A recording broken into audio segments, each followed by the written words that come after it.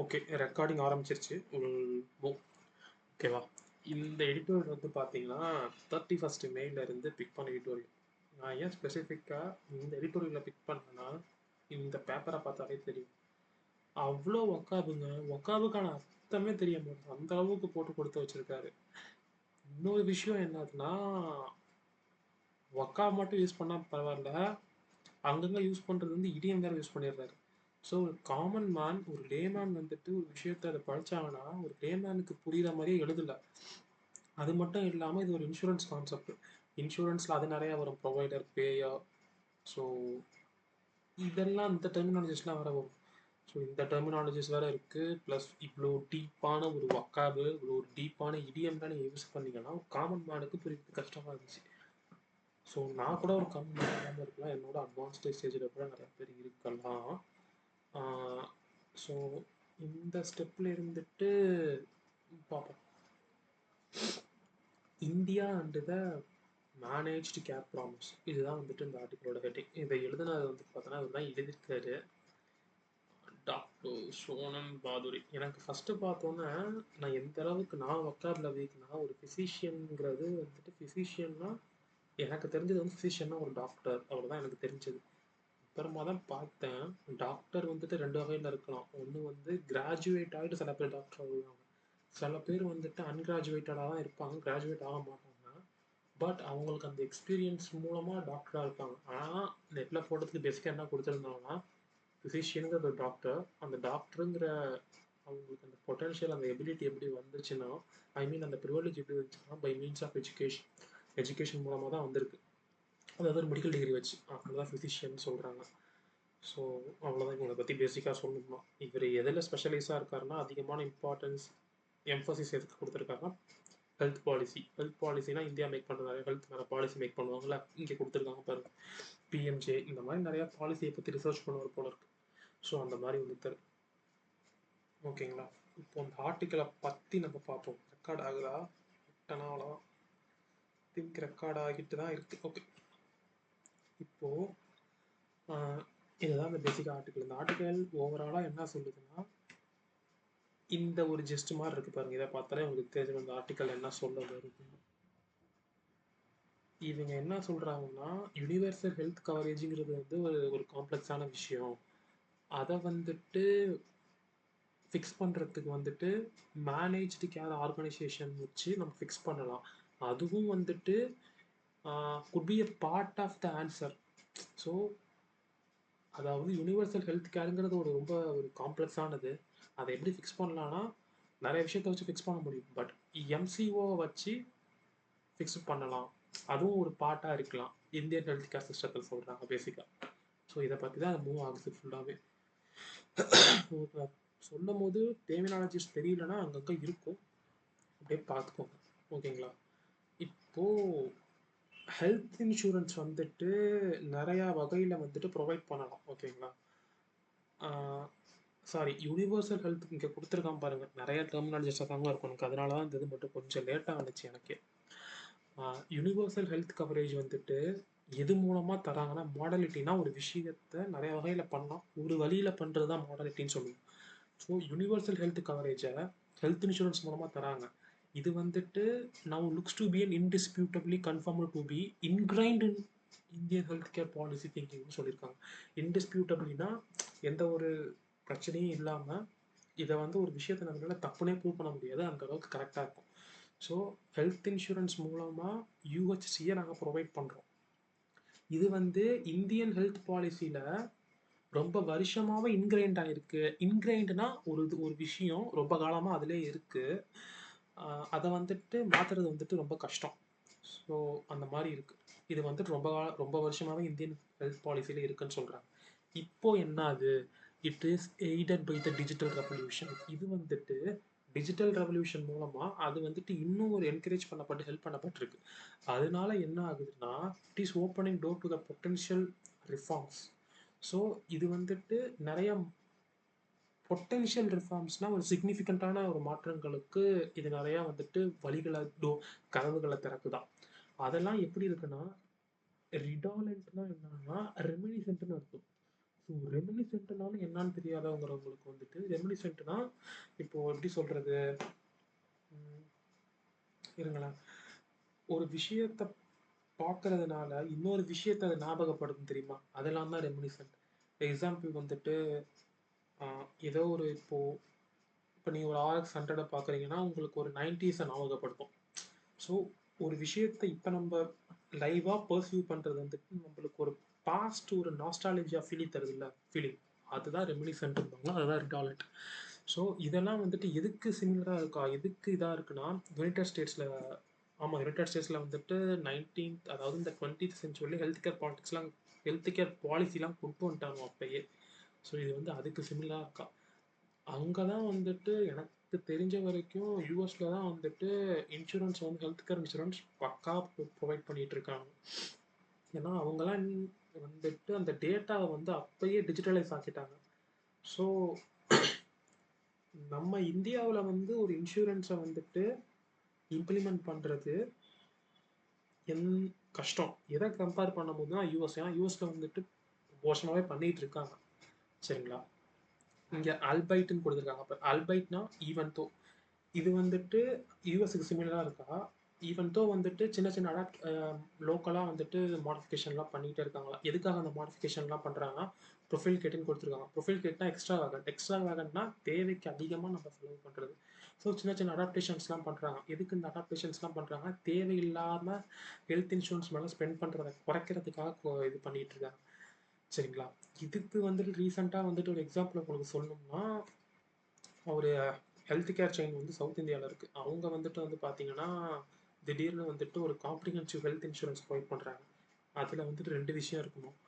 ஒன்று வந்து பார்த்தீங்கன்னா, இந்த நார்மல் இன்சூரன்ஸ் பை கம்பெனி, இந்த இன்சூரன்ஸ் வந்து ஹெல்த் கேர் ப்ரொவிஷன், இந்த ரெண்டுத்தையும் கம்பைன் பண்ணி ஒன்றா தராங்களாம். ஸோ அதுக்கு பேர் தான் எம்சிஓன்னு இவர் குறிப்பிடுறாரு இங்கே. So it is timely. டைம்லினா என்ன அர்த்தம்னா, இதுதான் அந்த கரெக்ட் டைம் ஒரு விஷயத்த பண்ணுறதுக்கு. So it is timely to reflect on whether the MCOs, these MCOs hold promises for the bigger Indian healthcare landscape, particularly when it comes to the expanding UHC. So இப்படின்னு ஒன்று கொடுத்துருக்காங்க. அடுத்தது வந்து இதோட background, having its precursors in some rudimentary prepaid healthcare practices in the US of the early 20th century. So இதோட ப்ரீகர்சர்ஸ் வந்துட்டு எப்படின்னா, முன்னாடி உள்ள யூஎஸ்ல உள்ள ப்ரீபெய்டு ஹெல்த் கேர் ப்ராக்டிசஸ் இருக்குது. ப்ரீபெய்டு தான் என்னன்னா, ஒரு விஷயத்தை வந்து ஹெல்த் கேர் வந்துட்டு 2 வகையில். ஒன்று வந்து நம்ம வந்து மந்த்லி இன்ஸ்டால்மெண்ட்டாக பே பண்ணிவிட்டு ப்ரீபெய்டு ஹெல்த் இன்சூரன்ஸ் அவைல் பண்ணிக்கலாம். இது வந்துட்டு இப்போ நம்ம இந்தியாவில் ஃபாலோ பண்ணுற இது வந்துட்டு அதோட ப்ரீகர்சஸ், அது வந்துட்டு எதை பொறுத்து இருந்துச்சுன்னா, முன்னாடி உள்ள யூஎஸ்ல உள்ள இதை பொறுத்து தான் இருந்திருக்கா. இதுதான் வந்து the strongest impetus for mainstreaming MCOs in US healthcare came in 1970s. Okay, so இம்பேட்டஸ்னால் என்னென்னா, ஒரு விஷயத்தை வந்து ஒரு விஷயம் இன்னொரு விஷயத்தை சப்போர்ட் பண்ண என்கரேஜ் பண்ண வைக்கிறது. The strongest impetus for mainstreaming MCOs in US healthcare came in 1970s. மெயின்ஸ்ட்ரீமிங்னா என்ன விஷயம்னா, ஒரு விஷயத்தை காமன் ஆக்குறது மக்களுக்கு மத்தியில். ஸோ எதனால இது வந்துச்சுன்னா, காஸ்ட்டை வந்து குறைக்கிறதுக்கு வந்துட்டு ட்ரை பண்ணாங்க. அப்படி வந்துட்டு இவங்க ட்ரை பண்ணும்போது தான் இந்த மாதிரி ஒரு எம்சிஓவை வந்துட்டு யூஎஸ் ஃபுல்லாக வந்துட்டு காமன் ஆக்கிறதுக்கு அது ஹெல்ப் பண்ணிச்சு ரொம்ப நல்லா. ஆனால் இப்போ வரைக்கும் வந்து பார்த்தீங்கன்னா, இத்தரட்டோனா அன்டில் நோ, இப்போ வரைக்கும் வந்து பார்த்தீங்கன்னா, generously reimbursed providers in cahoots. Okay, with insurance. இதுலேருந்து என்ன தெரியுதுன்னா, இப்போ வரைக்கும் பார்த்தீங்கன்னா, reimbursed providers in cahoots with insurers, high premium become increasingly unattractive for the health insurance purchasers கொடுத்துருக்காங்க.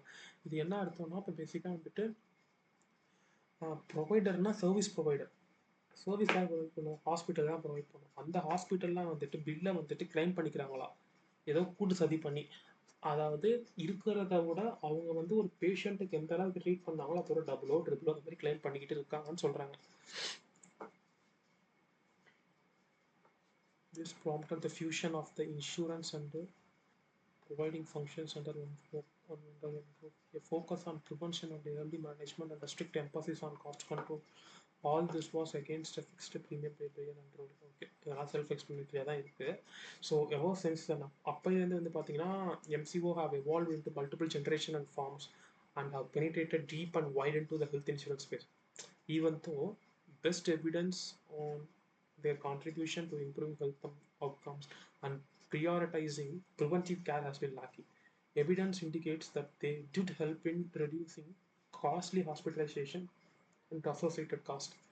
பட் சில எவிடன்ஸ் என்ன சொல்ல வராங்கன்னா, நீங்கள் ஹெல்த் இன்சூரன்ஸ் போடுறது மூலமாக ஒரு காஸ்ட்லி இப்போ ஹாஸ்பிட்டலில் போய்ட்டு அட்மிட் ஆகிறது மூலமாக உங்களுக்கு செலவு அதிகமாகும். அந்த செலவை வந்து கட் டவுன் பண்ணலாம். ஸோ ஹாஸ்பிட்டல் ரிலேட்டடான பெர்டைனிங் டு த ஹாஸ்பிட்டல் காஸ்ட்டை வந்து கொஞ்சம் குறைக்கலான்னு சில எவிடன்ஸ் வந்து ப்ரூவ் பண்ணுறது தான் நீங்கள் ஹெல்த் இன்சூரன்ஸ் எடுக்கிறது மூலமாக. ஓகேங்களா? In India ever since the first public commercial health insurance was ப்ரொமோல்கேட்டட்னா பிறக்கடனம் பண்ணுறது முன்மொழிகிறது எப்போ வந்து ஃபஸ்ட்டு வந்துச்சுன்னா 1980 வந்துருக்கு. இந்த focus has been indemnity insurance. நார்மலாக இன்சூரன்ஸ்னால் என்னன்னு தெரியும். அது என்ன இன்டெமினிட்டி? இன்டெமினிட்டினா ரீஇம்பர்ஸ் பண்ணுறது. ஒரு விஷயத்தை வந்துட்டு நீங்கள் பண்ணதுக்கு அதுக்கு திருப்பி பணம் கொடுத்துருவாங்க. இன்டெமினிட்டி இன்சூரன்ஸ் அதுனா நீங்கள் வந்து சப்போஸ் நீங்கள் ஏதாவது உங்களுக்கு பிரச்சனையும் ஏதோ something has happen for you, so the corresponding insurer will reimburse the amount to you. அதுதான் பேசிக்காக வந்துட்டு இன்டெமினிட்டி தான், திருப்பி கொடுத்துரும். And converting hospitalisation cost cover okay hospitalisation cover பண்ணுறாங்க. Okay, despite an year 26 billion market for out patient consultations in the country. Okay, S Thomas 2011 has discussed health insurance playing a second ஃபிடில்னா பணமோசடி. Something dishonest action that is been done. ஒரு dishonest action பண்ணுறது, அதாவது ஒரு தவறான செயல் பண்ணுறது எதுலன்னா பணத்தில் ஏமாத்துறது. To life general insurance has been ஸ்கேண்ட்னா கம்மியான இனோவேஷன்.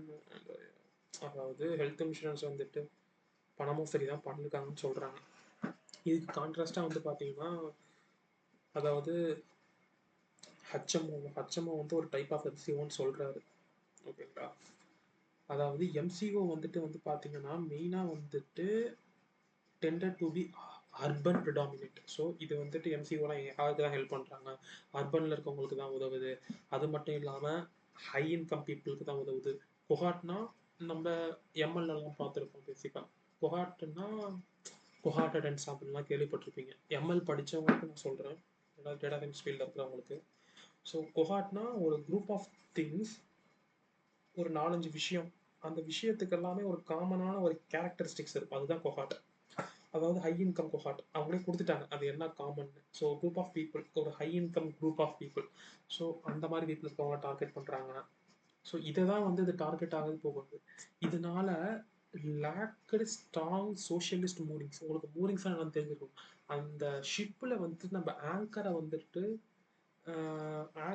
அந்த சாயிலில் வந்துட்டு டிப் ஆகும், கரெக்டுங்களா? அதை வந்து ஹோல்டு பண்ணி ஒரு பொசிஷன் பிடிச்சிருக்கும் மேலே ஷிப்லேயே ஒரு விஷயம். அதை தான் அந்த கயிறை கட்டி ஆங்கரை கீழே போடுவீங்க. அந்த எதில் அந்த கயிறை கட்டுவீங்க, இதுதான் மூவி. அதாவது அந்த முக்கியமான விஷயமே வந்துட்டு ஒரு இல்லைங்கிறீங்க, அதாவது மாரல் இல்லைன்னு சொல்கிற மாதிரி. பேயர்ஸ் ப்ராட்டின் என்ன ஃபினான்ஷியல் கிளவுட்னா இங்கே கொடுத்துருப்போம் பாருங்கள், பவர் டு இன்ஃப்ளூயன்ஸ். அந்த இன்சூரன்ஸ் கம்பெனி தான் வந்துட்டு இந்த இன்சூரன்ஸ் கம்பெனியாக இருக்கலாம். அதாவது பேயர் அவங்க தான் இன்சூரன்ஸ் கம்பெனி. ப்ரொவைடர் வந்துட்டு இந்த பக்கத்து நம்ம ஹாஸ்பிட்டல். இவங்க யார் வேணாலுமே வந்துட்டு பவரை யூஸ் பண்ணலாம், இன்ஃப்ளூயன்ஸ் பண்ணலாம். Manager capabilities and man power and found well off and well defined beneficiary bases to serve.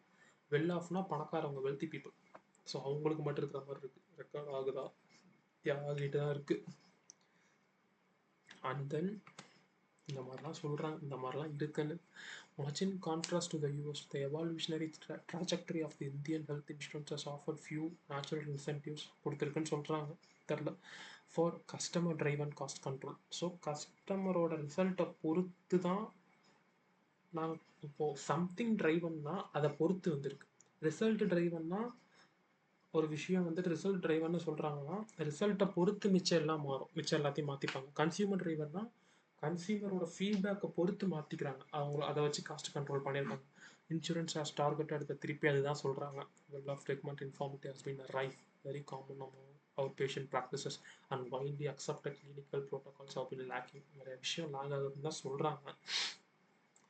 And while unprofitable operations coupled with unaffordable premium, unprofitable operationsனா ஓகே, coupled with unaffordable premiumsனு சொல்கிறீங்க. அதிகமான பணம் கட்டுறாங்க மக்கள், அதுதான் அன்அஃபோர்டபுள் ப்ரீமியம். கட்ட முடியாத பணம், அதிகமான பணம் கட்டுறாங்க, அதனால மக்களுக்கு வந்துட்டு அன்ப்ராஃபிட்டாக தான் இருக்குது. ஸோ அந்த அளவுக்கு போய் மக்கள் கிளைம் பண்ணுறதே இல்லைன்னு சொல்கிறாங்க. அதிகமான பணம் கட்டுறாங்க, அந்த அளவுக்கு மக்கள் வந்துட்டு ஹெல்த் இன்சூரன்ஸை கிளைம் பண்ணிக்கலன்னு சொல்கிறாங்க. Can serve as an incentive in theory, but they are far cry ஃப்ரம்னா டிஃப்ரெண்ட் ஃப்ரம், இங்கே கொடுத்துருக்கு பாருங்க, very different from. They are very different from causing a strong systematic push towards a manage care. இதெல்லாம் வந்துட்டு சில விஷயம் தடுக்குதுன்னு சொல்கிறாங்க. A few successful initiatives are likely to stem from come from a big healthcare brands like having a loyal urban patient base and having pockets deep enough to forgeனா போலி ஆக்குறது, fake பண்ணுறது. அதாவது இந்த நோட்டு பேரே எனக்கு மறந்துட்டேன், ஸ்ட்ரைக் ஆகிற அந்த நோட்டு பேர் என்னமோ நோட்டும்பாங்களே, நம்ம கள்ள நோட் அடிக்கிறது. பிளாக் மணிங்கிறது ஒரிஜினல் மணி தான். அந்த ஒரிஜினல் மணியை நீங்கள் வந்து டாக்ஸ் கட்டாமல் வச்சுன்னா அது பிளாக் மணி. ஆனால் இங்கே வந்து ஃபோர்ஜரி நோட்ஸ்னால் வேறு. இதை நம்ம ட்ரை பண்ணி பார்க்குறோம். டூப்ளிகேட் என்னமோ பேர் சொல்லுவாங்க, duplicate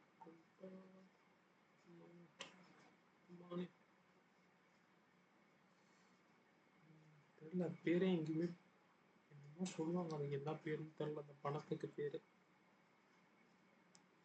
something.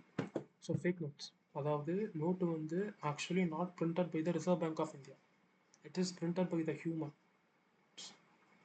I mean the common people, not by the person who is having the authority to print the notes. அவங்க பிரிண்ட் பண்ணுறோம் ஃபேக் நோட்ஸ்.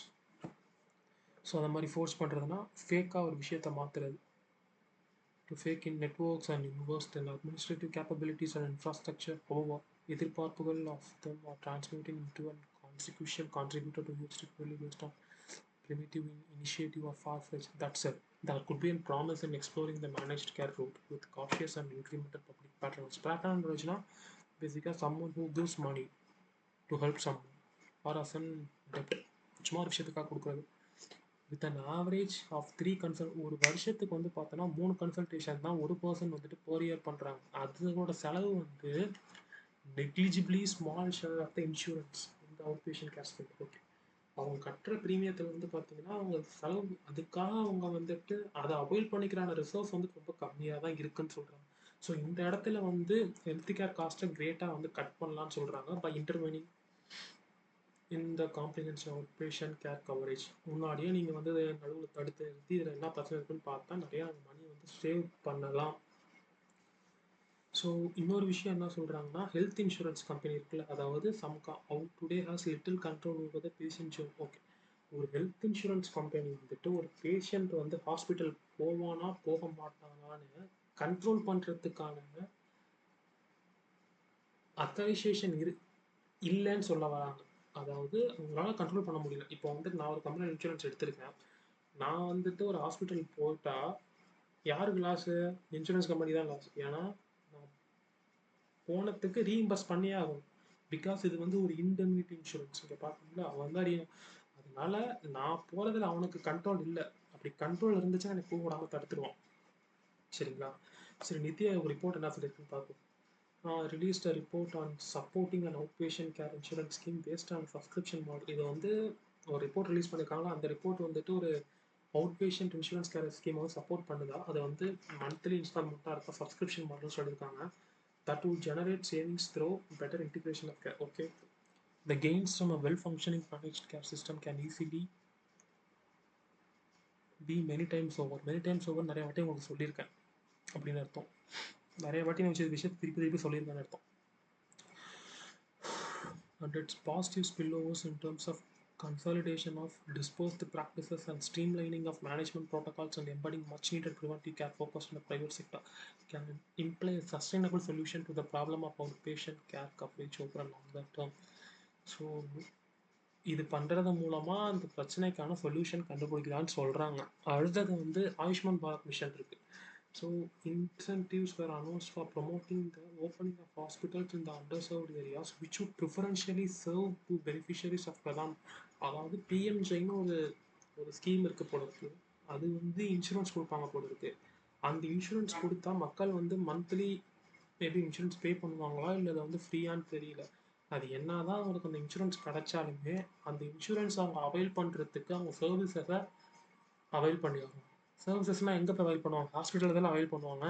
ஹாஸ்பிட்டலே இல்லைனா பக்கத்தில் அப்போ எங்கே போய் அவைல் பண்ணுவாங்க? So incentives were announced for promoting opening the hospitals in the underserved areas. So அது மாதிரி ஹாஸ்பிட்டல் இல்லாத ஏரியாத்தில் வந்து ஹாஸ்பிட்டல் ஓப்பன் பண்ணுறதுக்கு ஹெல்ப்பாக இருக்கும். அப்படி ஹாஸ்பிட்டல் ஓப்பன் பண்ணால் பிஎம்ஜே இன்சூரன்ஸ் ஸ்கீம் வச்சிருக்கவங்களுக்கு ஹெல்ப்ஃபுல்லாக இருக்கும் அதை அவைல் பண்ணிக்கிறதுக்கு. which would ensure and cater the PMJ patients apart from the private self-paying clientele. கிளைண்டீல்னா அந்த இடத்துல உங்களுக்கு வந்து ஒரு குரூப் ஆஃப் கிளைண்ட்ஸ் ஒரு லிமிட்டட் ஸ்கேல் இனிஷியலி வந்தாலும் பைலட் பேசிஸ். ஆனால் பைலட் பேசிஸ்னால் ஒரு ட்ரையல் பேசிஸில் இதெல்லாம் நம்ம பண்ணி பார்க்கலாம். ட்ரையல் பேசிஸ்லாம் நம்ம சொல்கிறோம். The same applies to other public sector and social health insurance scheme. This would also contribute to the increasing awareness and expanding the reach of MCOs over time. Okay, இது நீங்கள் பண்ணுறது மூலமாக இதை பற்றியான அவேர்னஸும் ஏறும், எம்சிஓவும் நாளுக்கு நாளில் வந்துட்டு நிறைய இடத்துல வந்துட்டு இருக்கும். இது வந்துட்டு இந்த பிஎம்ஜேக்கு மட்டும் இல்லை, மிச்ச இன்சூரன்ஸ் ஸ்கீமுக்கும் தான் அப்படின்னு சொல்கிறாங்க. இந்த இடத்துல கொடுத்துருக்காங்க. ஓகேங்களா? இந்த யூஹெச்சின்றது ஒரு காம்ப்ளெக்ஸான maze. And as in all complex system, there is never a single answer to the complex question. யூஎஸ்ன்றது ஒரு காம்ப்ளெக்ஸான மேஸ் தான். பட் இதுக்கு வந்துட்டு நம்மளால ஒரு விஷயத்தில் வந்து நம்மளால ஆன்சர் சொல்லிட முடியாது. Is there a solution that does not beget a problem in term? ஏதாவது சொல்யூஷன் இருக்கா? அந்த சொல்யூஷன் வந்துட்டு ப்ராப்ளத்துக்கு கிவ் ரைஸ் டு ப்ராப்ளம், ஏதாவது அப்படி ஏதாவது சொல்யூஷன் இருக்கா? Is there any solution that give rise to one that does not give rise to a problem? அந்த மாதிரி சொல்யூஷன் இருக்கா? நீங்கள் ஒரு சொல்யூஷன் கொடுக்கும் போது அந்த சொல்யூஷன் வந்து மிச்சம் இது வேற ஏதாவது ஒரு ப்ராப்ளத்தை வந்து ஸ்டிமுலேட் பண்ணாத மாதிரி ஏதாவது சொல்யூஷன் கொடுக்க முடியுமா அப்படின்னு எதுவுமே இல்லைன்னு சொல்கிறாங்க. நெகிதர்னு போட்டிருக்காங்க. while MCO cannot be expected to be the perfect solution. MCO கொடுக்கறது மூலமாக மட்டும் ஒரு பர்ஃபெக்ட் சொல்யூஷன், மட்டும் அது மட்டும் ஒரு பர்ஃபெக்ட் சொல்யூஷன் கிடையாதா?